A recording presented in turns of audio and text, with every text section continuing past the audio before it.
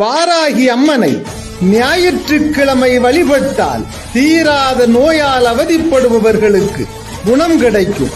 மனநலம் பாதிக்கப்பட்டவர்கள் வாராகி அம்மனை திங்கட்கிழமையும், வழக்கு மற்றும் நிலத்தகராறு உள்ளவர்கள் செவ்வாய்க்கிழமையும் வாராகியை வழிபட நல்ல தீர்வு கிடைக்கும். கடன் தொல்லையால் அவதிப்படுபவர்கள் புதன்கிழமை வாராகியை வழிபட கடன் சுமை தீரும். இல்லத்தில் செல்வம் சேரும். குழந்தை வரம் கிடைக்கவும், குழந்தைகள் கல்வியில் சிறந்து விளங்கவும் வியாழக்கிழமை வாராகியை வழிபட்டால் நற்பலன் வாய்க்கும்.